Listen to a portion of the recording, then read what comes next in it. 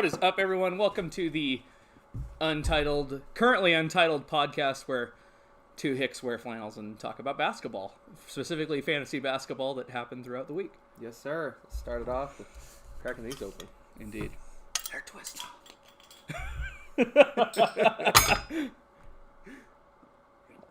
All right. Well, we got some notes of certain things throughout the week. Start us off.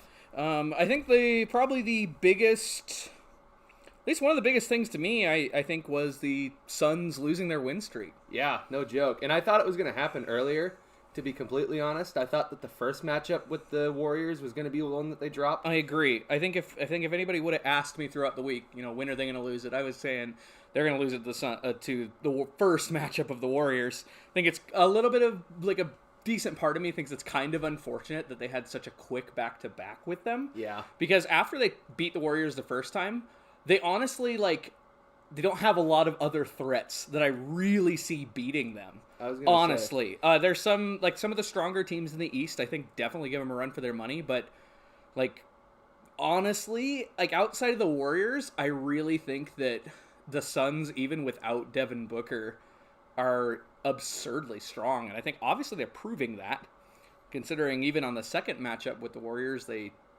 kept it pretty even up until the end. I was just about to say, that was definitely the Warriors coming through in the fourth quarter. Definitely. But the Suns, and to agree with your point, looking through the Suns' upcoming schedule, they have a very easy schedule going through December and through the start of January. Indeed. They really don't face any top-tier opponents until middle of December. Yeah. And speaking of win streaks, I think the Rockets, with their current win streak, they're currently the highest active win streak. Isn't that the case? Correct. After Phoenix lost, Houston actually, they started theirs while Phoenix was still on their win streak, but now that Phoenix has been defeated, Houston is currently riding that longest win streak in the NBA, and they've been doing it convincingly. They haven't just beat awful teams. They've beat some decent teams along the way. Yeah, most definitely. That's kind of, we'll get to this more towards the end, but you're seeing the Rockets really put in the work, specifically Jae'Sean Tate.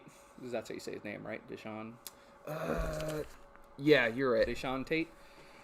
He's a top performer this week, which was something we're going to include at the end of most of these podcasts. But, he's got, at least in our league, he got us 189 fantasy points, which was third highest in the league.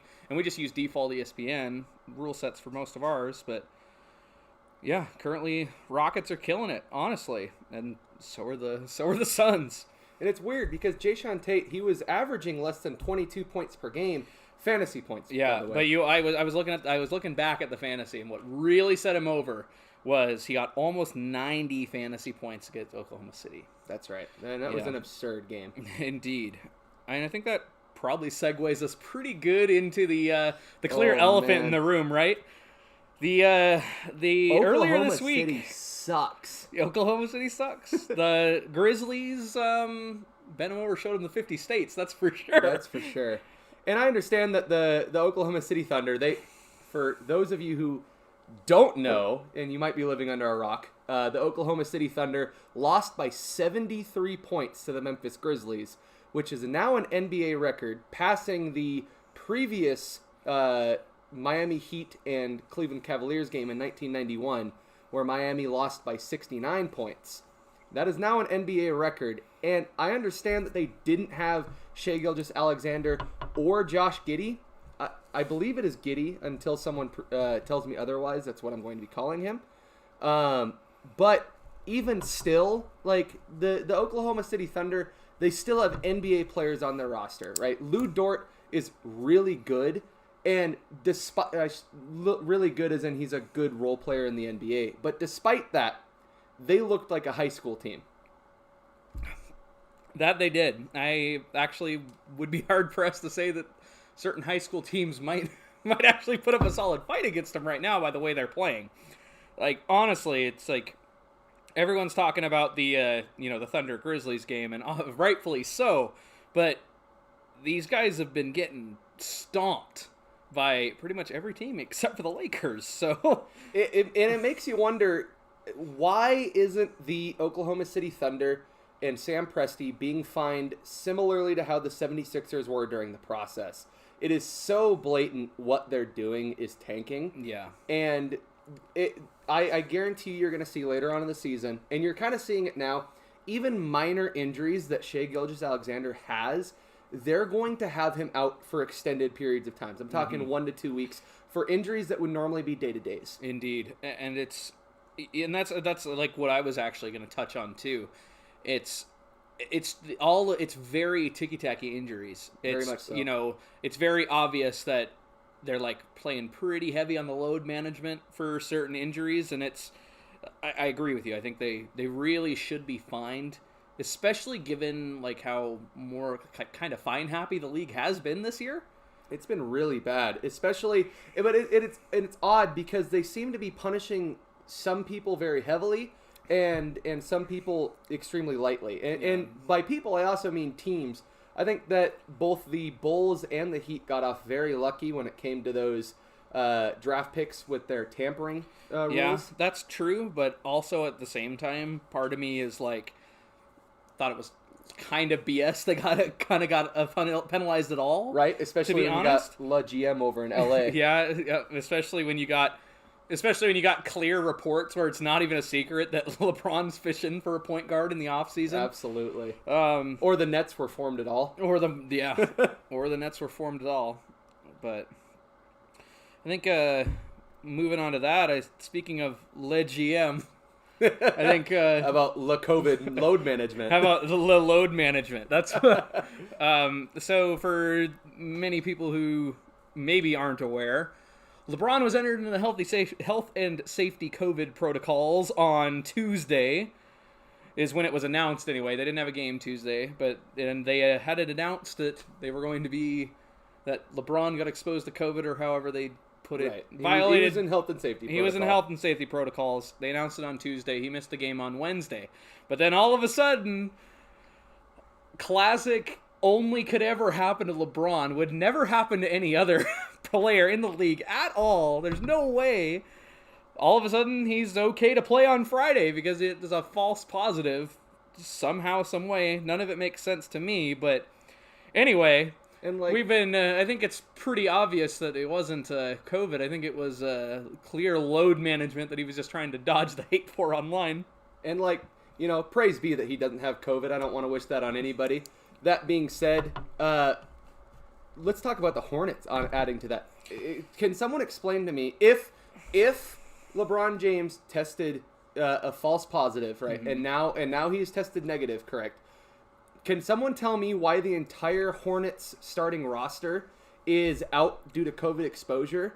And I wonder if, like, because they're automatically out for 10 days. The NBA has already said that they are automatically out for 10 days, no matter what. Mm-hmm. And I thought that would be the case with LeBron James as well, but he got the false positive tests back.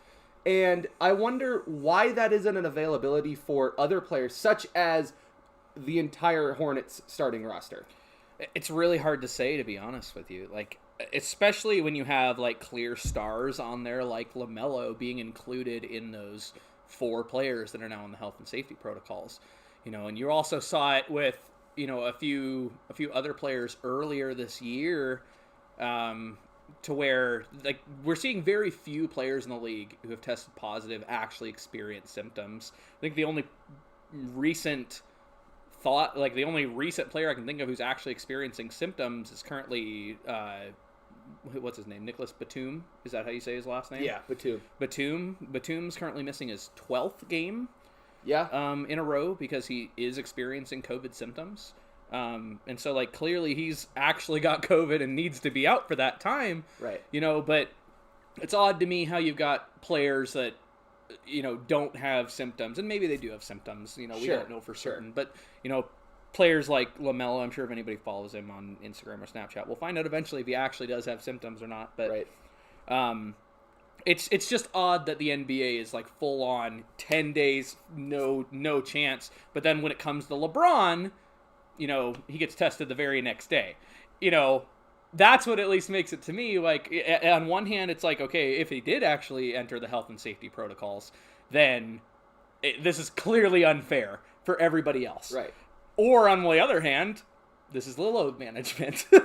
This is just him, dodging the hate and not wanting to say, because he just wanted the classic day-to-day to where he didn't want to play that game. Right. And it's extremely odd considering that, like, especially using the Hornets as an example, LaMelo Ball makes the NBA a lot of money. If you've ever been on NBA Twitter or NBA Instagram, right, if you've been on any Bleacher Report page, you know for a fact that LaMelo Ball makes the NBA a lot of money despite the hate that he gets. So it's weird to me that despite that, now I know that LeBron James is obviously still the NBA's golden boy and forever will be.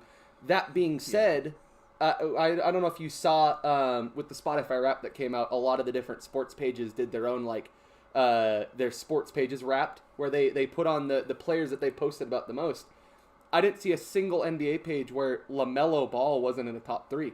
Yeah, and I didn't see any of those, but it, like, just based on the stuff that I see on social media, all 3 of the Ball brothers, they get absurd amounts of attention on social media. And one of them doesn't even play in the NBA. And one of them doesn't even play in the NBA, but all 3 of the Ball brothers, they get a crazy amount. They have a huge cult following, and arguably, based on the way they're playing, rightfully so. Absolutely. Absolutely. I don't think that it's a hot take to say that at least the 2 Ball brothers who are in the NBA are killing it. And I was gonna say they absolutely deserve it. They deserve the. I don't know if they deserve exactly the amount of attention that they're getting compared to other players, but despite the hate that they get, I think it's fair to say that LeVar Ball is a lot smarter than a lot of people give him credit for in regards to media and marketing, because I mean, you never get the Ball brothers off your feed, and you got the 2 Hicks talking about the Ball brothers right now. So it's doing something for sure. Yeah, indeed. And I think even above that, the one thing that is pretty consistent is when you have people that really aren't familiar with the NBA or basketball as a whole, there's very few players that really break the barrier of know-how for somebody who already isn't in the loop. So, like, obviously, there's really not a person on the planet who doesn't know who Michael Jordan is. Not really a person on the planet who doesn't know who LeBron is. Right. And I really think that the Ball brothers fall into that. It's getting pretty close. At least. Like, the Ball brothers are really, they're in that same threshold to where they're widely recognized to like people who aren't fans of basketball or the NBA. Right. And at this point, when you got shows like whatever the Ball brothers Kardashian show is, I don't remember the exact title. I think it's like Keeping Up with the Family or something along those lines. I don't remember what it was called either. But you know that when the Ball brothers have their own Keeping Up with the Kardashians TV show, that you're going to get people who are interested in reality TV watching them compared to watching them in basketball. Yeah, indeed. And that's really why it makes you question, why or how any of the LeBron situation turned out the way that it did. Right. I'm not questioning the false positives. I'm not going to get too deep into politics on this channel. But I think it's pretty widely considered that we really don't know how the COVID tests really work. Right. And so a false positive doesn't exactly surprise me. What surprises me more is just that the NBA's response to it, I guess. Because who's to say that this false positive was actually a positive and maybe it was a false negative? Well, I believe that he took, I think the number that they said was 12 tests afterwards where he tested negative on all 12. So he had the singular positive. That being said, though, it doesn't make sense to me when the NBA rules call for no matter what, 10 days. If you've been exposed, it's 10 days, regardless of your COVID test, whatever your COVID results are. It doesn't matter. If you've been exposed, it's 10 days. Yeah. Why does LeBron get to circumvent that? And it doesn't make more sense considering that we know that he's not immune to NBA rules, considering that he still got suspended for that Isaiah Stewart situation earlier this year. And got fined for the taunt. Right. Yeah, right. Got fined for the Chauncey Billups taunt. So you know that it's not a matter of LeBron being exempt of the NBA rules, which is why it is genuinely confusing why they've handled his situation so differently compared to everybody else. Yeah. But, that being said, LeBron did come back on Friday and immediately lost. I was going to say, Lakers are in trouble. As a Lakers fan, I will preface what I'm about to say Criminal. with that. Criminal. As a Lakers fan, the Lakers are better when LeBron is not on the floor.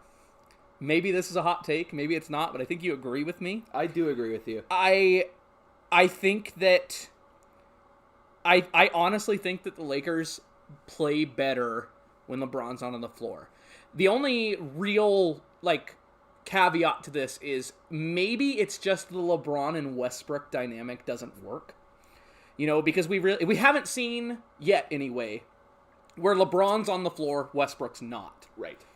We haven't seen that yet. And maybe if, later this year, I assume that Westbrook will at least miss 10 games this year. Maybe. Hard to say. Maybe. I expect him to at least miss a few. Sure. As he does, as everybody does, Right. I think. Right. And we'll see then if the LeBron, Anthony Davis plus their current team ends up doing really well without Westbrook on the floor. I think it's just a fair assumption to say that the LeBron Westbrook dynamic doesn't work.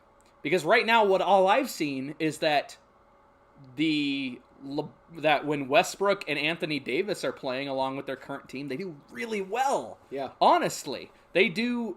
They visibly, just from watching their games, they seem to play better. And maybe this is just they haven't gotten their starting lineup down. We know the team is going to struggle with shooting. We know that's the case, but it's surprising to me that they're having a problem with scoring. Yeah. And their offense is bad. Their offense is bad and their defense is worse. Yeah. And it's really odd when you consider that this was people were screaming this team was broken before the season started. Yeah. People were saying this is a clear super team. This shouldn't have been allowed to happen. And here they are, and maybe it's for show, but I doubt it. I think that, if there's one thing that especially LeBron fears more than anything, it's media criticism. And I don't think that his team throwing for the sake of proving they're not a super team very much bodes well with that. But I hope they figure it out. Obviously, as a Lakers fan, aka a misplaced Supersonics fan, right, who went to the next best thing, I really do hope that they figure it out. And I don't want to really hate on LeBron all that much, but at least from me looking in, it's what I see is the team does better when LeBron's out, and the team does worse when LeBron's in. And I can only chalk that up to the two that every team that's around LeBron needs to be so specialized Absolutely. to work around him, which I believe is the case anyway. LeBron's every team he's ever had. Yeah. Their skill set revolves around LeBron's skill set. Absolutely. And when you're the best player, when you are, in the GOAT conversation, it should be. That's how it should be. But that being said, maybe it's just Westbrook wasn't the right fit. Maybe that's what all it was. And let me play devil's advocate here for a little bit. Because ultimately I do actually agree with you. I do think that the Lakers, at least as of right now, are better without LeBron on the floor. That being said, though, I think it's I think there's a few things that we need to take into account here. One, this was kind of the point of bringing Russell Westbrook in, was the fact that Anthony Davis has been being called Anthony Data Davis for good reason right now. I mean, he's really on and off the court and has been for the past couple seasons. I think we're finally seeing LeBron James catching up to Father Time.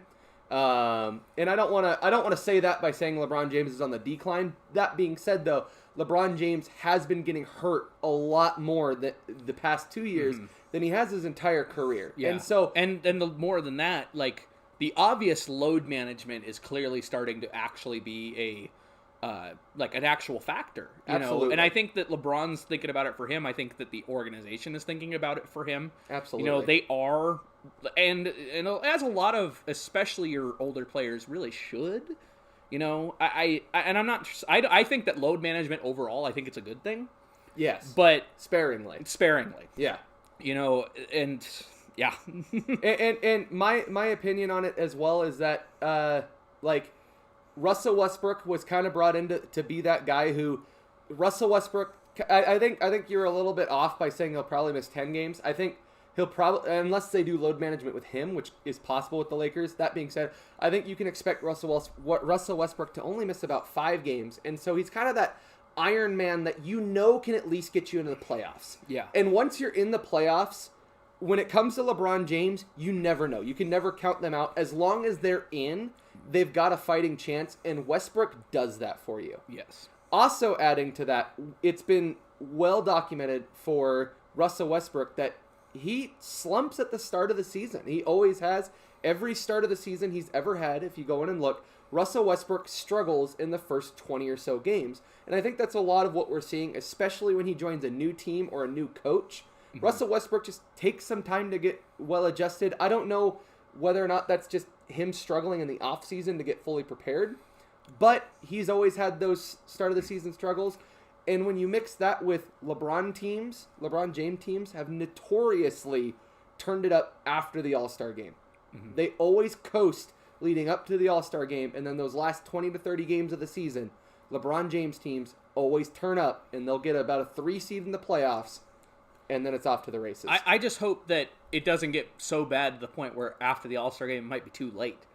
That's really where it's at right now, because I don't think it would be great for the Lakers team to get another last seed in the playoffs. No. I think that now, if they're in the play-in, they're in a lot of trouble. Yeah, I agree. I think that right now, if they go against, if they go against either the Warriors or the Suns, I think they're in serious trouble. Absolutely. I think they're getting stomped by either of those teams as of right now. I agree. As of right now, at least by the way that both the Warriors and the Suns are playing, and the way that the Lakers are playing, both with and without LeBron, I think they're in serious trouble if they play either of those two teams going into the playoffs. That being said, they're going to find themselves in that play-in spot if they can't figure it out. Absolutely. I think the biggest thing that you're seeing here is that LeBron James has spent his whole career in the Eastern Conference, which, mind you, this year, I think there's an argument to be made that the Eastern Conference might be better than the Western Conference. I would say it is this year. But I think this is probably the first year of the 2000s that would be the case. I would agree. I think the last time that the East was clearly the stronger contender, Jordan was playing. Right. And maybe I'm wrong with that. Obviously, that is subjective. I think they're currently leading the league in points and wins this year, at least. Probably. I think that the East is currently winning in wins. Right.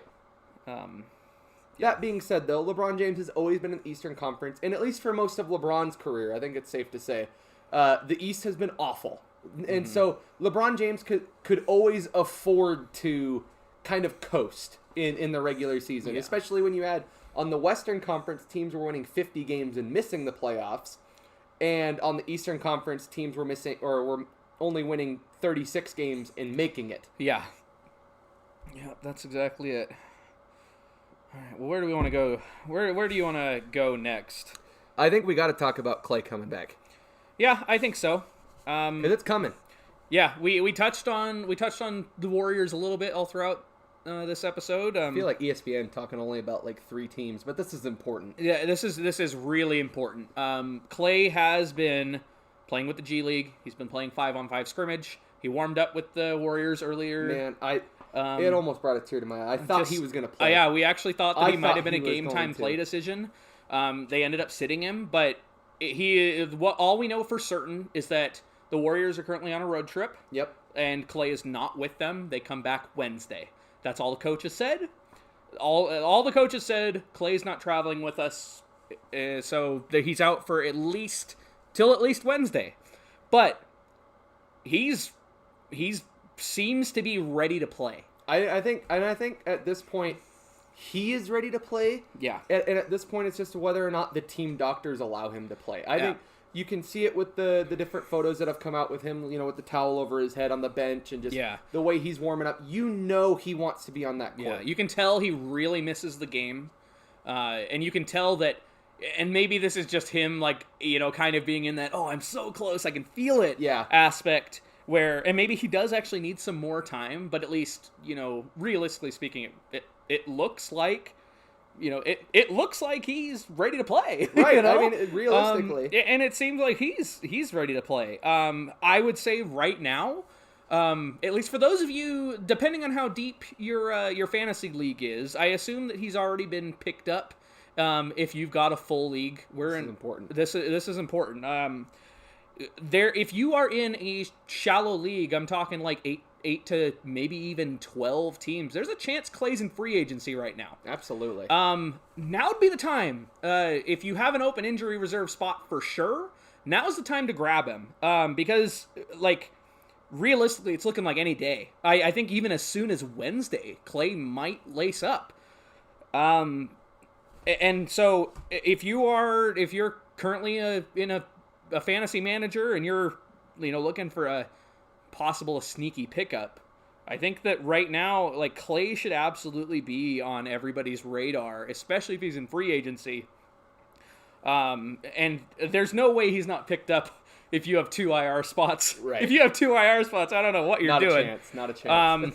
But of all of your all-stars that are currently out right now, Clay, John Wall, and Kawhi, and even, I think that's pretty much it. Yeah, I was gonna say I think it's safe to say Kyrie and Ben Simmons won't be coming back this season, barring a trade. Yeah, I don't think Kyrie. I agree. But if you have 2 IR spots, like all 3 of those guys really should be picked up. And of those 3 guys, I think Clay's coming back first. I agree. Which, like, if you would have asked me that a month ago, I'd have arguably said I thought John Wall would play before Clay did.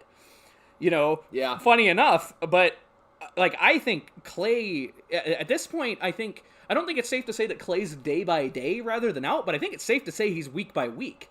I'd agree with that. At this point, it's just a matter. It's not a matter of if; it's a matter of when. Right. And it could be any time. He was scheduled. He's been scheduled to come back December.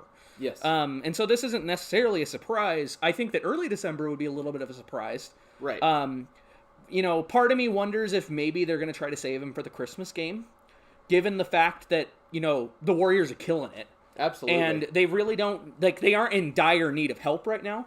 So part of me wants to say that they might hold Clay to really promote Clay's coming back on Christmas. And that would be an NBA move especially as well. I mean, that would be, the NBA Christmas games are already ridiculously popular, but I think NBA fans as a whole are ready to see Clay back in action. I agree. And not only that, but this Warriors team, if you're worried at all about Clay's fit on this Warriors team as of right now, don't be. Clay's going to fit right in.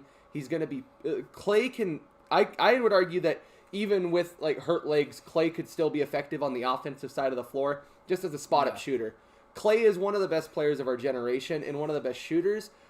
Clay doesn't need to touch the ball and dribble the ball to be effective on this Warriors especially team. On this Warriors team where you have Steph Curry, you have Jordan Poole. Both of those guys are great ball handlers. And don't count out Wiggins. Wiggins has been having a stellar season. Indeed he has. But I'm talking in terms of pure ball movement. Sure. Even just those 2 guys alone can take a lot of what used to be a necessity for Clay to perform on the floor, right, to where he doesn't need to at least as much anymore.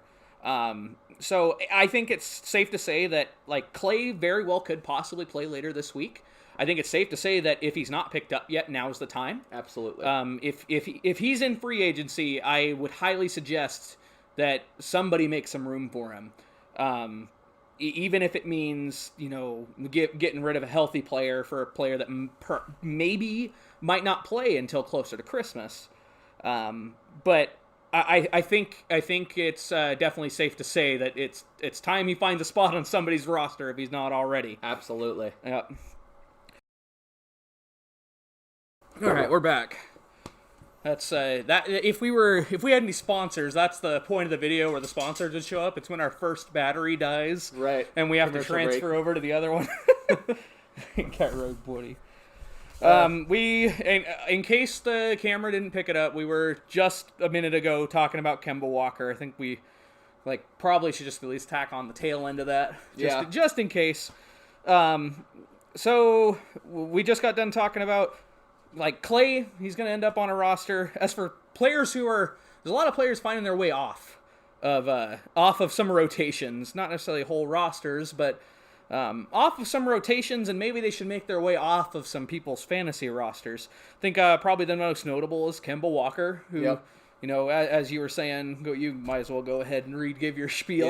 Yeah, Kemba Walker, it's incredible. It's sadly incredible how quickly Kemba Walker has gone from arguably a top 3 point guard in the league to now not playing whatsoever for no other reason than his own talent. I mean, and it's really sad. When you watch Kemba play, you can just tell that he's lost a step. And it's so unfortunate to watch because 2 years ago, just 2 years ago, he was an all-star game starter. And now he can't do anything on the defensive side of the floor.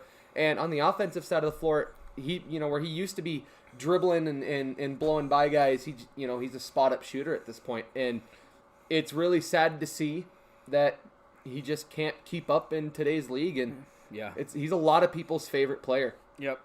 And so he's one that if you currently have him on your fantasy league, he's probably a decent one to drop right now. Yep. Unfortunately, unless you got like a really deep bench in your league, maybe a full league to where you kind of need him, like he's really not going to be in the regular rotation, and so his fantasy numbers of what little was there are going to dry up pretty fast. In his place, you should see Alec Burks of the Knicks. He should be taking Kemba's place on the rotation. I want to add into there, Emmanuel quickly should also be seeing some pretty good minutes with the Knicks. Yeah. And so it's pretty well going to be a two-headed monster between those two. Also, Derrick Rose is obviously still on that roster and is going to be seeing an added increase in minutes. Mm-hmm. As for some other players who have either gotten hit by the injury bug or just finding their way off, Michael Porter Jr. Is undergoing back surgery, and it's pretty well confirmed he's going to be out for the whole season, at least for the rest of this season. And now his career's in jeopardy because this is now, I believe, 3 seasons where he's dealt with severe back injuries. Yeah. Which is extremely concerning because back injuries, they're still very, very misunderstood in the world of medicine. Mm-hmm. And I mean, unless you have some early thoughts as to who might be getting some minutes over him, I think it's pretty well, like, it's just going to be kind of seeing how that team specifically is going to fill his spot. My guess is you will probably see some minute increases with Monte Morris, and maybe Bull might see the floor, but I don't want to hang my hat on that one. All right, yeah. Let's see, who else? Joe Harris, ankle surgery, missing 48 weeks. Unfortunate. I'm a huge Joe Harris fan. I'm a big You're Joe a Harris fanboy. I am a Joe Harris fanboy. I label myself as a Joe Harris fanboy. I don't care. Anyway, he's unfortunately missing 48 he's from weeks. Washington? Yeah, I did. Yeah, he's a hometown kid for us. Indeed. Yeah, but unfortunately he's missing 48 weeks because his ankle sucks. Yeah. Joe Harris, honestly, his fantasy numbers are pretty bad anyway.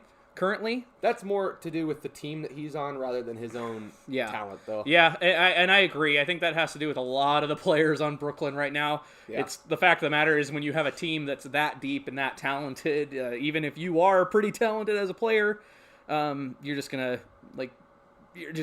not necessarily See the the much. floor. See some touches at least. And honestly, I'd be pretty surprised. I don't think we really need to go over on who's really going to see a lot more touches now that Joe Harris is out. That team is kind of that team's already pretty deep. Yep. So like he was always a spot up shooter. That team doesn't have a problem with shooting. Right. I'm sure that it's just going to be more for James Harden.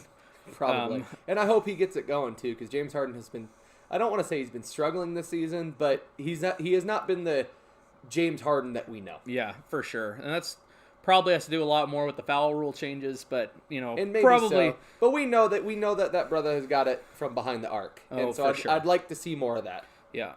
Let's see. Another player off of Brooklyn, Blake Griffin, is In the Kemba situation. Yeah, he's no longer going to be in the rotation. Obviously, LaMarcus Aldridge, he's already been taking most of his minutes.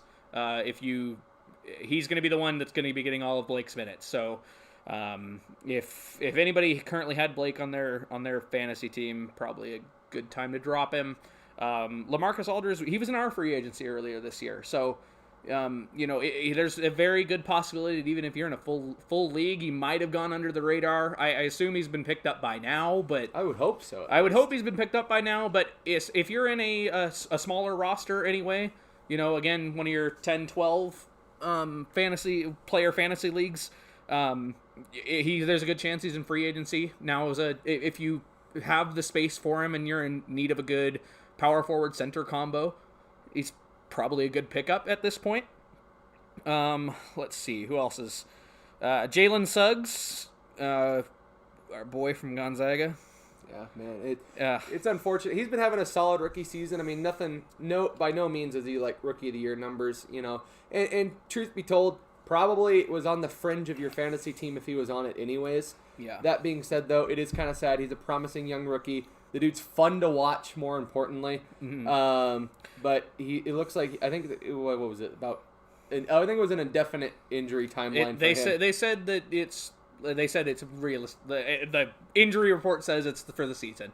Really? Yeah. Wow. It looks like he's out for the season. On the bright side, he's not going to need surgery.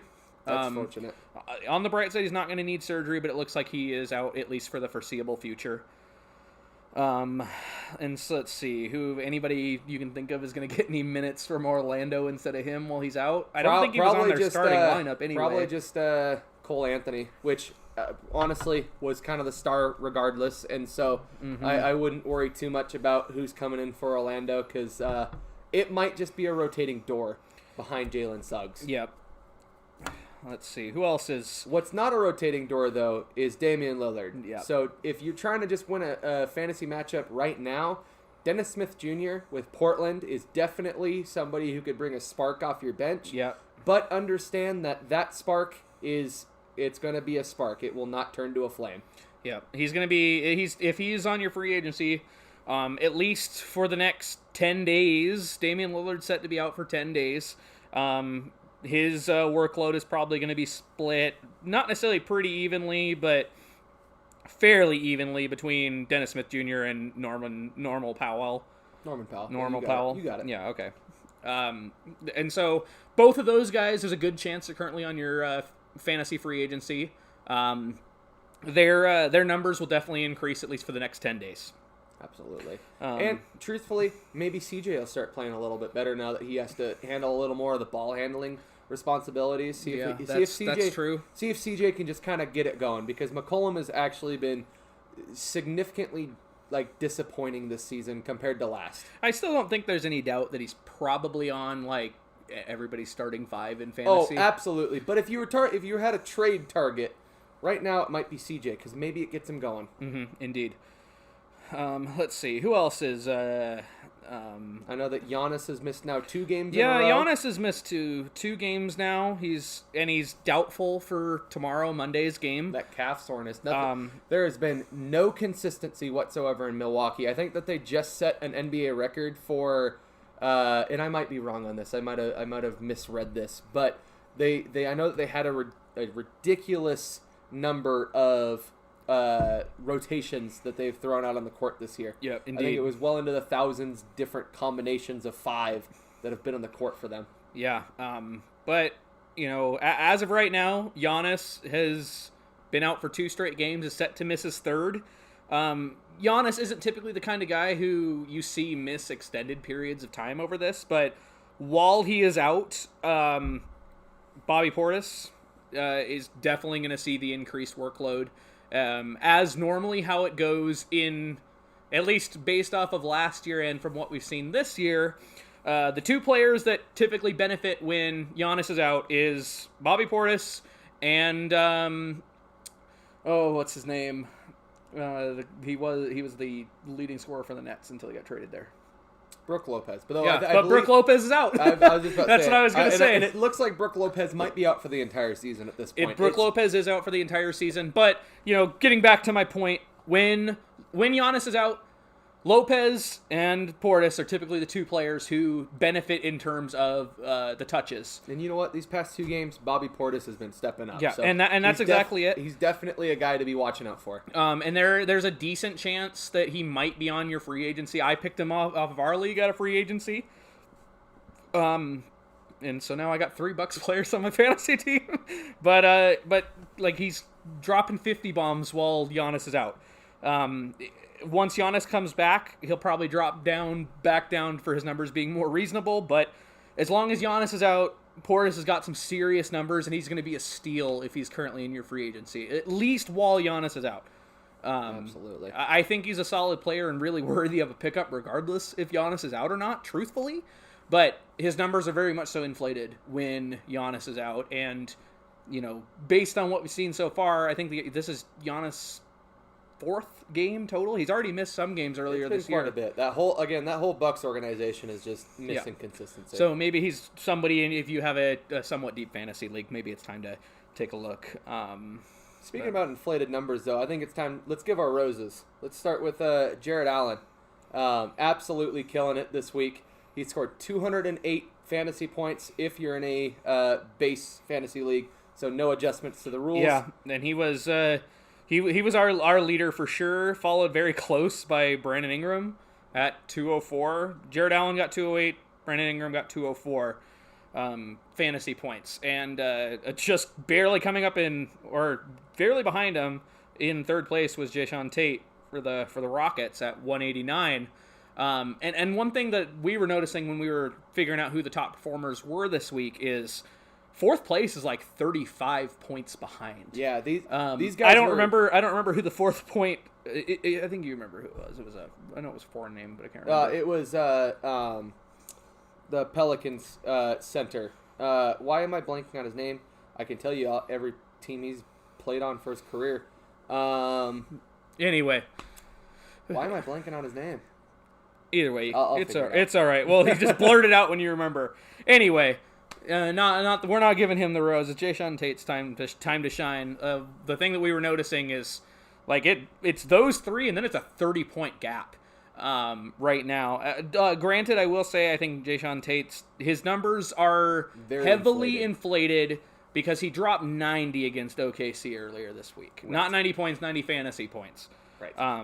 But that being said, Jared Allen is kind of a sleeper surprise, at least to me. I'm going to be honest. I think at the start of the season, if we were talking about top 10 centers in the league, I don't think either of us would have mentioned him. No, but for sure. As of today, even outside of fantasy, I think when talking about top 10 centers in the league, if Jared Allen isn't in your top 10 centers, you're not watching enough basketball. Yeah, and I at this point, I don't know if I'd quite put him at top 5, but I don't think it's necessarily that hot of a take. I don't know if it'd be a stretch either. To say he should be in your top 5, at least if you're judging based off of fantasy numbers, even not just this week but weeks prior, he's definitely up there in terms of, normally people would say like your big 5, or who are we talking about? Jokic, Embiid, and Kat. Yeah. But I think that I don't think he's quite on that level of center, but he's the best of the rest. He's the best of the rest, I'm thinking, for sure. Especially especially while so many of our other centers got hit by the injury bug. Absolutely. And man, I swear I haven't seen Brandon Ingram play all season. I was gonna say it surprised me when I was looking at it to see Brandon Ingram have the second best performance this week, because I swear he hasn't been on the roster all season. Yeah. But I looked and he's been playing all week. He's had a few games under his belt at this point. Yeah, and the Pelicans have been winning with him on the floor. Yeah, and he has to step up while Zion's not there. Absolutely. Along with everybody on that team really needs to step up while Zion's not there. We didn't get to it earlier, but we had it in our bullet points, but we're running out of time, so we didn't mention it, but I'll quickly mention it, that Zion did have a setback in his recovery. They do not have a timeline for his return from his foot injury. But while he is out, Brandon Ingram's killing it. Yeah. And the center that we can't remember his name, he's obviously killing it because he's in 4th. Here's the worst part, too. He's leading the league in 3-point percentage, too. Like, I shouldn't be forgetting his name, but I'm only forgetting his name because I'm on camera. Yeah. Well, I mean, you're the one who has to edit this, so it'll probably be. I'll put it somewhere. Just tape it to the wall. I'll put his picture just right here. Yeah, I'm just making a grimace at us. Yeah, exactly. He's very disappointed in us, but I think that pretty much wraps up everything we wanted to talk about today. I think Yep. we got most everything that That's a big most points, at everything least. that was pretty important. Those are your fantasy recaps. I mean, I won my matchup this week. You got spanked this week. I got absolutely bent over this week. Yeah. I got hit hard by the injury bug. So he's just playing. He was the OKC of our of our fantasy league. That's team, for sure. I listen. My team was living up to its name. I was a true mash unit this week. Yeah, that's indeed. And with that all being said, thank you everyone for watching. This is the first of what we hope to be a weekly. I don't know where we're all posting this, but go ahead to follow, We'll figure it out. subscribe. I don't even know what we're calling it yet. We don't even know what we're calling it. Right now, it's the Unnamed Podcast, where two hicks are just wearing flannel and talking about basketball. So if you're into that sort of thing, hopefully we're going to make this more or less a weekly. We don't know exactly how we're all going to go about it right now. But we'll figure that out as we go. Again, thank you for watching. Like, subscribe, all that jazz, but only if you want to. Honestly, hopefully our voices aren't visible. 'Cause hopefully it's not. freaking cold Hopefully out here. it's freezing. let's we're get just inside. not only are we hicks wearing flannels talking about basketball, we're doing it in our garage. It is cold out. And yeah, currently right now it's in the negatives for sure. It's probably no, it's not negative, but it's below freezing is what I meant to say. It's like 27 degrees out. Yeah, it's below freezing. That's for sure. 2 degrees Celsius. I see ice on the stuff that's in here. That's how cold it is. Yeah. Anyway. I didn't even notice that. All right. Well, thanks everyone for watching. See you guys later. Peace.